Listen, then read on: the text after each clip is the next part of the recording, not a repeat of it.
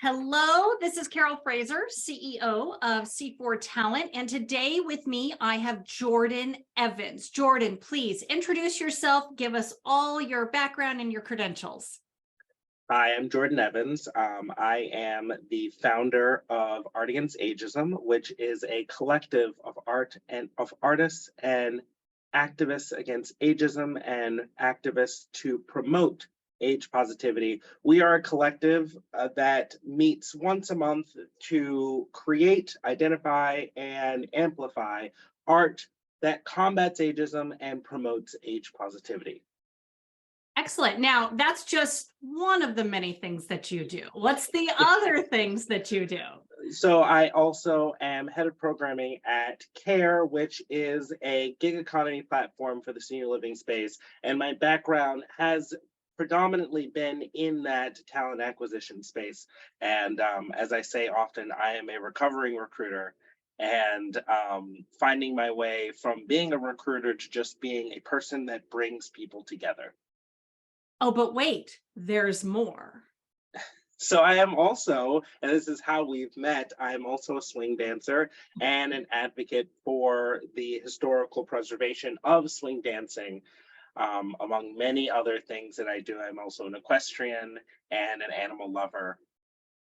Yeah, I mean, just kind of just a well-rounded Renaissance man, so to speak. So, and I love the fact that you kind of span the kind of entry to the workforce as a recovering recruiter, as well as the other side of the bookend, which is making sure that those older workers are also still recognized as talent. So as part of Older Americans Acknowledgement or Recognition Month, I wanted to kind of talk with you a little bit about, I think this is where you'll probably draw upon your recruiter background as well as your advocacy. You know, what do you think is the biggest or most common misconceptions about hiring older workers? The biggest misconception about hiring older workers is that they are outdated. We often, the biggest misconceptions are all boiled down to ageism. And I don't want to start talking about this without really addressing ageism. So ageism is the discrimination against people based on their age, and it affects people of all ages. And it, just like racism predominantly negatively affects minorities, the ageism most predominantly negatively affects older adults. And it really does, most misconceptions come down to ageism. It is the taking away someone's own individualism and putting your own stereotypes and assumptions on a person. So oftentimes you'll hear older adults or older people are outdated. They don't understand how to work a computer. You'll come in and they don't really understand your systems. They aren't really malleable or coachable because they have this experience that they're stuck in their ways. All these negative misconceptions, which is in people's heads, and they make unconscious decisions. It's as we say, an unconscious bias that informs these misconceptions. Yeah, and with the misconceptions and these biases, what are potential employers missing? Well, it's funny. It all boils down to not seeing a person as a person. And I always strive to say that because, yes, we can say that older Americans bring the coaching of all the years of experience that they've had. We find ourselves in 2023 where a majority of the people who have lived in the past 23 years or the past even 30 years were born with computers. We're born with methods that they didn't really have to break down to understand different things that we take advantage of. I tell you, I cannot imagine doing computation without Excel. but there are people who have done computation without Excel, and understanding those tools is really important. You know, you can understand how a computer works and you can go in, but if you don't understand the circuitry, then it's really hard to build effective programs and effective softwares. And I find that if you can understand where we've been, you can really get a handle of where we're going. And with the older workers, you know, I think about, let's kind of think about what the overall workforce looks like right now. We've got our youngest baby boomers still in the workforce. You've got all the way to your newest workforce is your Gen Z. They're turning 16, right? I mean, this is the time in our whole society that we've had Gen Z, Gen Y, millennials, Gen X, and boomers, 5 generations, all working together in one workspace. And I just go ahead. I want to touch a little bit more on the boomers. Is, you know, most people have this notion that they should be put out to pasture by now or retired. As someone who rides horses, I'm like, you know, that's old horses, time to put out to pasture. But like horses, and I love using this metaphor, like when they have a job, when a horse has a job, and you just put them out, they don't have long left because they live for that job. They live for their passion. They live for whatever they've done. And it's the same way for our older adults. And where we find ourselves financially, most boomers can't afford to retire at the age of 65. And as Medicare reimbursements are changing, and as Social Security ages keep getting pushed up, as we look at our baby boomer population, more and more people are working into their 70s, and they have something to offer. You had mentioned the protection of older workers here in America. At what age is that protected class? So that protected class is, and I tell you, I cannot tell you specifically, but it is over the age of 50, if I remember correctly. So if you're saying that people are working until they're 70, and there's already a need for some level of protection for workers over 50, that means that there is likely 20 more years that, you know, let's say the reason those protections came into being was because people started putting them out to pasture. So now we've got this kind of time mark, 50 years old, but many people are working until 70. That's 20 years. There are companies that don't even last that long. How do we overcome the stigma of even the fact that there's now laws to protect people over 50? How do we get people to get over the stigma that there needs to be a protection? I guess, you know, there's a reason for everything, and that person probably could have up to 20 more years of value. Well, it comes down to initiatives and programs that you and your HR department put in place. This is why we started Art Against Ageism. It's because we use artistic activism to change hearts so that we can change minds. We use an affective effect or effective affect. The two play in together, because changing minds is a pamphlet. And we know we've all sat through our compliance courses and had to watch the video, and it talks about age discrimination, just like race discrimination and discrimination based on gender and sex, and we see that. But it doesn't touch here, so it goes right over here. And it has to do with you putting in initiatives in place that help your employees see each other as people. Because more times than not, there's an intersectionality that comes with discrimination. And really, I love talking about ageism with sexism or misogyny, because often, more times than not, older men have better opportunities than older women. And it is a reality. And until we address all of the isms together by understanding each other as people that have different experiences. Because I don't also want to get into this more times than not when you talk about age discrimination, you often get into this the positive stereotypes where all older people have something to bring to the table. All Okay. older people don't have something to bring to the table. Not every old person is wise. Not every old person is smart.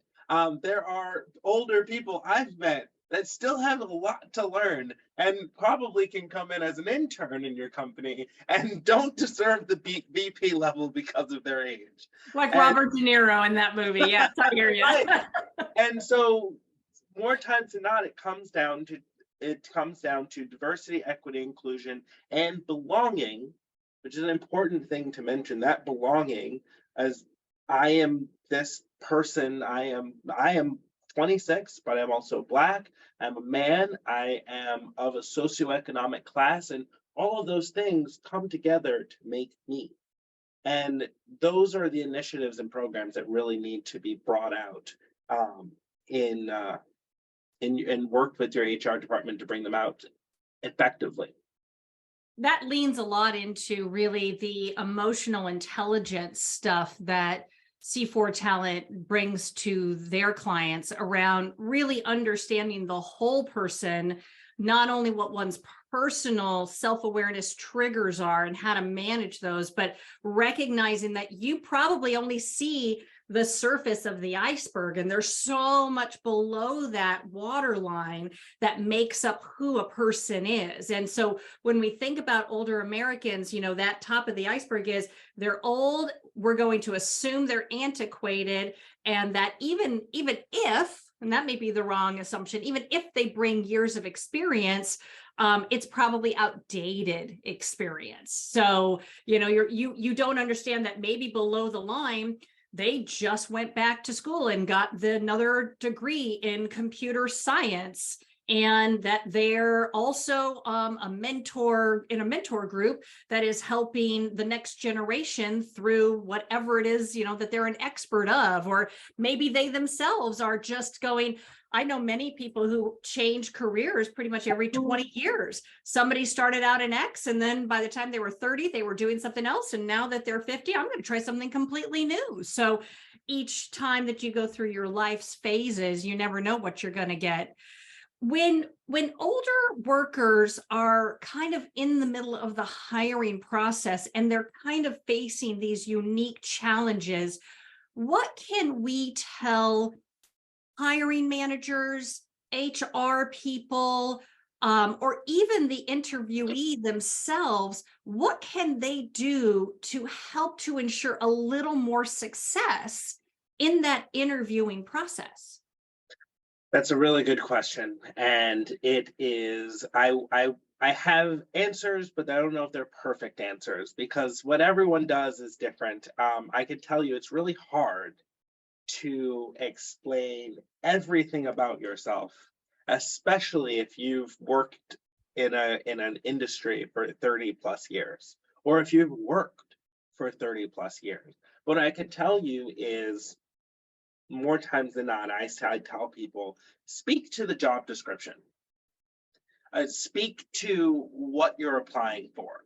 If you spent 10 years of your career in an industry that is not relevant specifically to what you're applying for, I would say just mention it briefly.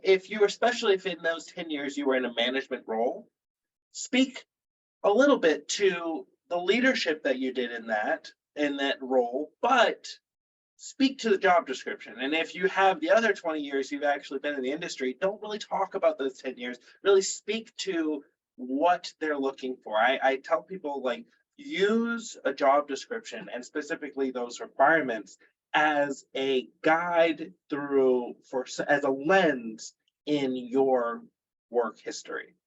Not as here's my work history and then do the work for the hiring manager, do the work for them, help them to put on that responsibilities lens and just see what they're looking for in your work experience.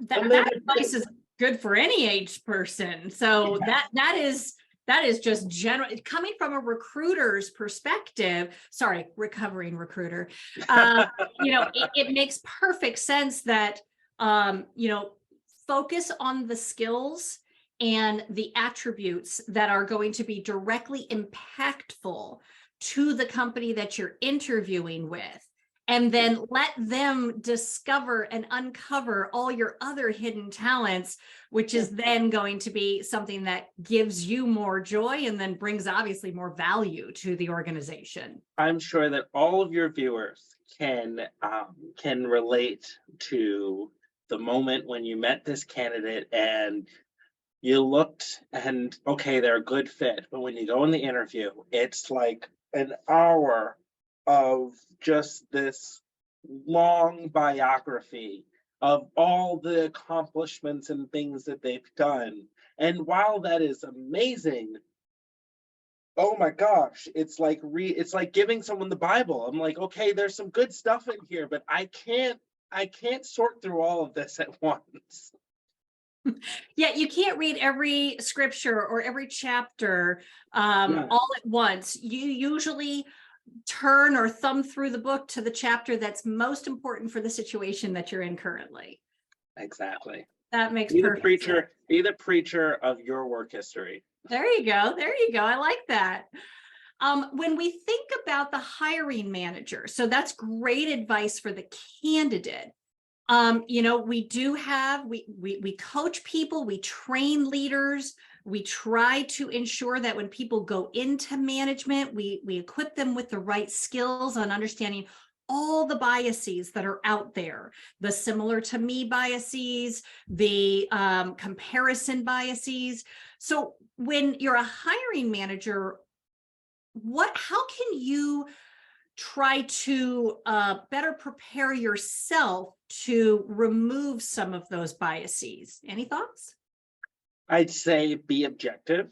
Okay. So again, look at that job description and keep looking at the job description, because I found this happen with hiring managers I've worked with, where they'll be really clear on what they're looking for in the job description and that persona. Like be not only clear with the job description, but the persona of the person you're looking for. So what are their strengths? What are their weaknesses? What kind of background do they have? What are their I'm trying to think of the word. What are they just they're naturally inclined to do? Like if you want someone for an analyst role, you want someone who's naturally inclined to be just organized. You want someone who has to really think about being organized. So those strengths and weaknesses of that persona, stay true to that, because we've all had hiring managers that after a few candidates, we've been looking for this role for a while, then they're just, well, they don't have this and they don't have that. And it's like, well, hold on, that wasn't here. So let's stay true to this. And then let's continue. And also, don't get hung up on the roles, responsibilities. That's what we want to look at. Don't get hung up so much on those quantitative, like year qualifications. Someone who has, if someone has this amount of experience, that doesn't necessarily mean that they can meet the roles and responsibilities, because I've met people that have worked so long in this space, but still can't meet the second responsibility on your job description. You speak to the job description, or ask about the job description, not to, okay, well, they've got 3 years experience in computer analytics, so that's good, let's just keep moving. No, because those 3 years could have been spent not knowing and not specialized in what you're looking for. And then I'd also have to say, do your research. Not everyone can tell you everything about their career in the time, and it takes 10, 20 minutes to look at someone's resume, do some research on them on LinkedIn, see who they're connected to, and really see how plugged in they are in what you're looking for. It, as I have to say this, and I say this often, candidates spend a lot of time looking at your job description or your job. And while you may be meeting with 50 candidates, they applied for this role and they've taken the time to apply for this role. So take the time to research them. If they're worth anything, they've taken the time to research you, and they've already sent you a LinkedIn request. So you should take the time too to check out what they're plugged into. What do we say? I mean, I would just get like a visceral response when you hear things like, you're overqualified for this role. You're too old. And how can we support older American workers in addressing that critique? Specifically, the overqualified, that's a stupid thing. How can you be overqualified for anything? There's no such thing as being overqualified. If they have seen the salary band, they have seen the role and responsibilities, and they have done their research and they are comfortable with all of those things, then what's the problem? Now, I've had this conversation with people and they say, well, it's not that they're overqualified, it's that we don't really have a place for them to grow. Well, that is a very different story. And if you don't have a place and those two are often met one in the same, where, oh, well, by overqualified, I mean, this is a VP role and they are currently a VP. And so this would be a lateral move or this wouldn't be a lateral move. And so I don't really think that and plus the SVP is already filled, and I think they're really gunning for that SVP role, and we wouldn't be able. Ask someone where they see themselves, and if they see themselves in that SVP role, be transparent and say that this is the role we have. We don't really have any opportunities to move up in this role. We really want to see how you can grow in this role and expand this role. No such thing as being overqualified. It's just that you don't have enough work for someone. That is such a great way to look at it, and a great question to ask. Where do you see yourself? There are many people who, given the most recent, last 3 years and the way that our society has changed and the way that people are rebalancing and reprioritizing their lives, there are many, many qualified people who are choosing to say, no, I just want to be this. I don't want a career track, right?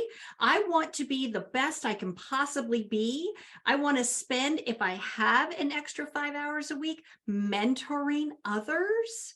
And maybe even, becoming a thought leader. The benefit to that is directly to the employer that they work at. So, that is a great question that hiring managers and HR professionals should add to their docket. What is it that you want to see for yourself in 1, 3, 5 years, right? Yeah, but also don't discount that people always want to grow. People may say, but everyone wants to grow. Now, that may not mean that they want to grow at work. They may want to grow at this hobby that they've been doing. And so that's why as we find ourselves in this space where people are so often working from home, and I know this is not a popular opinion, but I believe in work-life integration and understanding boundaries and setting those boundaries, because work-life balance is not healthy. Expecting that this is going to cut off at this time, and if you want that balance, then you should go work an hourly job. But as we find ourselves in salaried jobs, have boundaries with your time and be transparent about those boundaries. I work until this time on certain days because this is what I do and this is where I'm looking to grow. So on these days, I like to do this. Any other day, I can find myself working a little bit more time, but those boundaries are important. And having those boundaries up front and not later is just healthy for building any relationship.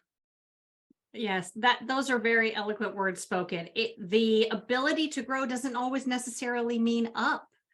I mean, at C4 Talent, we educate our clients all the time around workforce planning and job architecture. And there's always opportunity to move up as an individual contributor, maybe even move into an advisor or principal role where you are the subject matter expert. And it's not necessarily growing to be a department head. Not a lot of people nowadays want to be responsible for other people's careers or managing people who are working on their work-life integration or work-life balance, whichever one fits their needs. So, I mean, that is, again, another salient piece of advice, which is, ask yourself as a hiring manager, where else does this person with this boatload of experience add value beyond moving into management? And another thing on that is, and this is just a big thing that I'm a proponent of, is career lattices. Just because someone says I want to grow in my role does not mean that they want to grow up. Like the ladder is just as important as the lattice. And so giving someone saying, yeah, I really want to grow in this role. Okay, well, we have a lot of certifications that you can bring into your tool belt that would be really effective in this role. And here are some career lattices. Here are some opportunities to grow in your role. Because the ladder may not be realistic.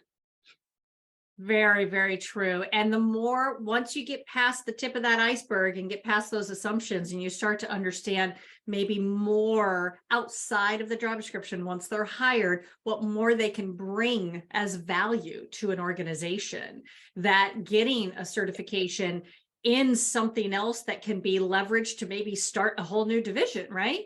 That is, you never know. And to cut yourself short by having these biases around older American workers is really, probably doing a disservice to employers. So that kind of leads me to my next question, which is, so what are some of the key factors that employers should consider when they're trying to create a diverse and inclusive workforce that does include older workers?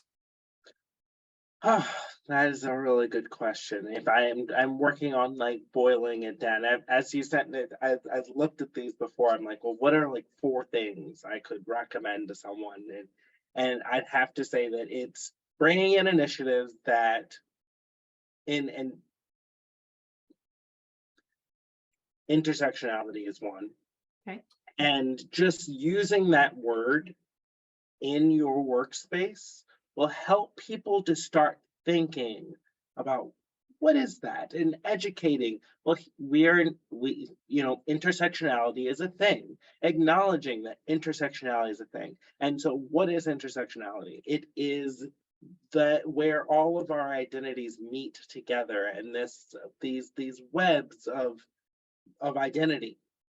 And so understanding that, yes, I am of this ethnic group, but I'm also this race, and I'm also this gender, and this is also my sexual identity, and this is, having that intersectionality and is really important. I also say is getting to know people, making people individualism and having this individualism. I'm making up words as I go along, but individualism is that having that space for people to find their own individualism in your workspace is really important. And I find too often that we don't really understand what belonging means. We think that if we make a subcommittee of Black workers, that is automatically making this belonging. but it's actually whitewashing or whatever color washing your workspace, because you're saying, okay, well, all of you are Black. And so now I've given you a space, when the people that are in that Black, yes, they are a part of the Black committee, may be a part of the diaspora, but not understanding that this person's Jamaican and this person's African American and this person's from West Africa and this person's from East Africa, or this person's from one country in West Africa and this person, understanding that individualism and that intersectionality is really important. And then brings me also into education. You cannot educate yourself enough on people, because people are constantly growing. People are always finding new ways to identify new interests to find that are important to them. And so educating yourself on your employees and giving them opportunities to, when we were in elementary school, we all used to have, and we weren't in elementary school at the same time, but we all had show and tell. And I'm not saying that we should institute show and tell, but there's something to that. Having someone bring a piece of themselves into the workplace, that's belonging. And giving everyone the opportunity to educate each other on who I am really makes people feel like they belong. So we have intersectionality. We have, what was the second one? I'm quizzing you, Carol, because you were paying attention. We have individualism and belonging. Belonging, or better yet, show and tell. I'm just going to say show and tell. Got it. And then lastly, what I have to say is, and really those three things are really important, but equity, I always like to say equity, because equity, people don't really know what equity is. I've learned in my short time on this earth that people often think that equity is equality and equality is equity, and those two are just the same, whereas it's not. Equity and equality are two different things. If you imagine, there's this amazing caricature of children reaching for an apple on an apple tree. And so equality is everyone's on the ground, the tall kid gets a chance, and well, the kid actually born with a ladder gets to get on the ladder and get an apple. And so that's equality. But equity is understanding that, okay, well, the kid has a ladder, but the kid without a ladder doesn't have a ladder. So we need to put things in place so that we can put two boxes under him so he gets a fighting chance to really grab that apple. So, I mean, we always look at diversity and inclusion, but we very rarely look at equity other than, initiatives of saying, well, we need more Black people in our workspace. And really that's more inclusion. But making sure that we allow, for our people who are socioeconomically different than our other employees, giving them opportunities and scholarships to go and get a fighting chance and get those to build those career lattices, to get those certifications, to broaden their experience so they can really be a part of the team. Because we have teams like that, where we've had one person who came in at this from another company, and then we have the person who worked their way up. And while they may be at the same level, and while they may be equal in the projects that they are given, it's not equitable because this person worked their way up, and maybe you really gave them a ladder, but you never really gave them a lattice. So those are four things that I was thinking about this. I'm like, well, how do we, that's it. Okay, cool. When I think about employers trying to, think of different ways to create that, all that you've mentioned here, which is the career lattices, the sense of belonging, understanding what inclusivity means. And, with both older workers or really almost anybody who is a protected class, as you said at the top of this thing, that over 50 is protected, but anybody under that's not really protected. So if we were to, again, treat them individually, as you said, treat them as individuals, but then recognize where those strengths lie as a unit, then what the employers are capable of doing is creating the innovation that many employers today are struggling with. We know that there's lots of layoffs going on. We know that people are, even those who are getting laid off from the big tech companies, are starting their own tech companies, the little startups, because they recognize that, you know, what the way that it has been done hasn't always actually proved the longevity when it goes through the ebbs and flows of a company's life cycle. When you think about older workers, you know, one of the things that C4 Talent does, but so many people do now, is this big push towards fractional workers. And that's really on that fractional executive side, taking advantage and leveraging all of the knowledge that somebody with 20, 25, 30 years of experience can bring to these new startup organizations, right? Some of the things you've mentioned here is maybe somebody got a career ladder but didn't get the career lattice, and now they're off starting their own company and they don't know what they don't know. How can something like this fractional executive initiative and this new workforce, if you will, that's kind of emerging because people don't want to do what they did pre-COVID, how can that benefit the older American worker? Well, when you have someone in there fractionally, you have an opportunity to really have someone, like we talked about earlier. We have a lot of older workers that may have worked, especially in tech, that really worked in that space when we didn't have Excel to really just run those spreadsheets together.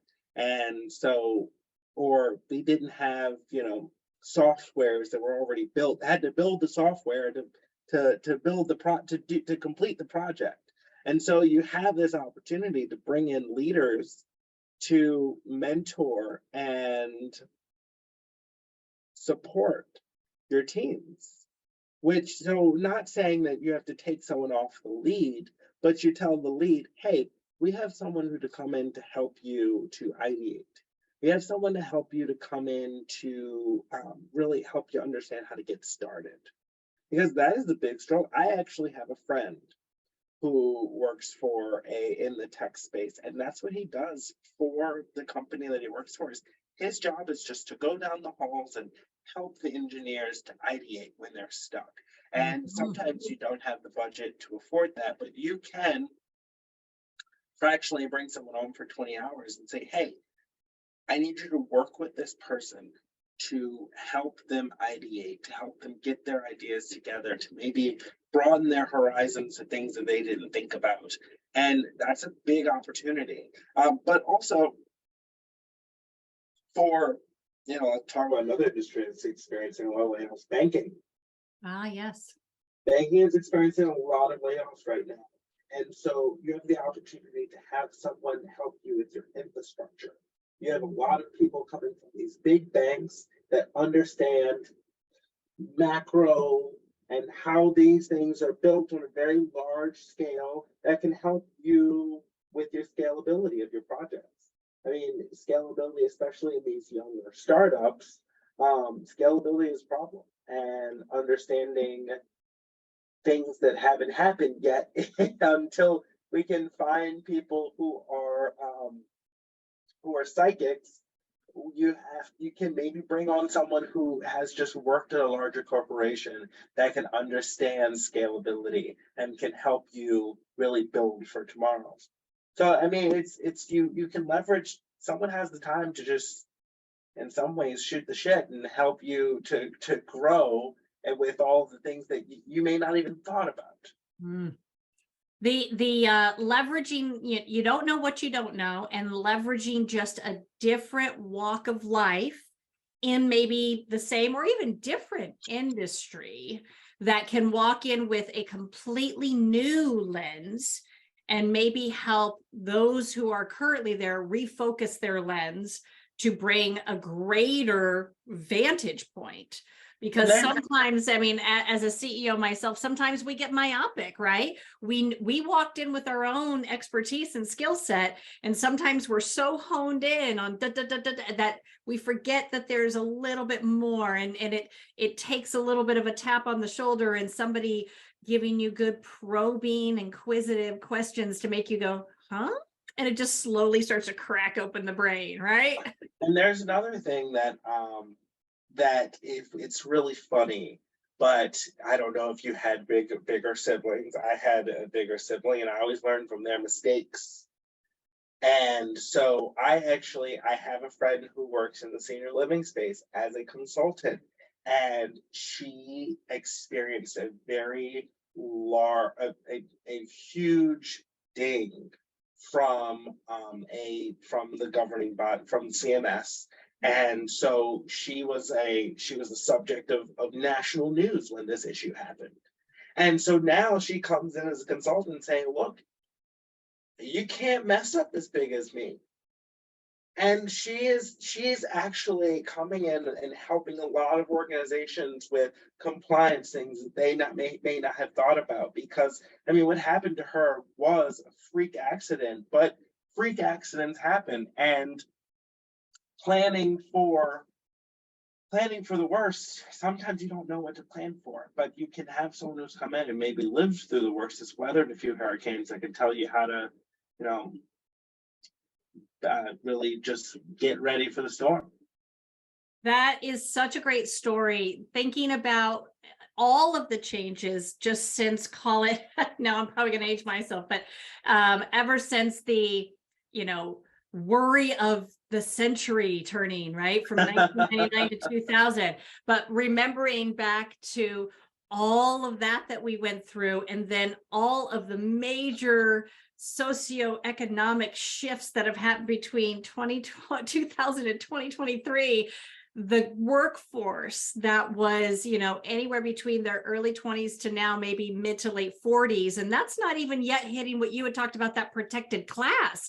But those people who, somebody was in their early 20s and now we're in 23, they are about to hit that protected class. But the shifts and the monumental changes that happened in 23 years is such a plethora of data and experiences that those who are currently dealing with these major shifts for the first time may not have that level of reference. And so by bringing in somebody who got that past experience, again, even if it's on a fractional basis, just to make sure every month when you hit that new milestone, they're like, we had that back in 2008 when such and such happened. It can make a big difference.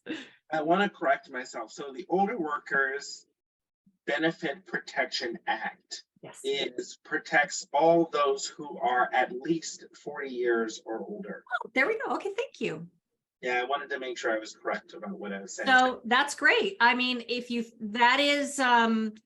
that if we were to close the door and consider them older, right, with all those biases that you had mentioned, we would be closing the door on 3 generations now who are in that group. And the value that somebody who is 40 to the time when they retire, when they choose to go, okay, I think I'm ready now. I have to say that's 30 years worth of people's experience. That business changes every 2 to 5 years. And if you are not constantly iterating and surrounding yourself with advisors who have been there, done that, and can help you think a different way, then your business is going to see a bit of an obstacle. Yeah. So I just want to kind of round this out with, as you consider looking at all employees of all ages, even during Older American Workers Acknowledgement Recognition Month, the thing that you would like people to consider in totality, what would you say that is? Holistically look at people.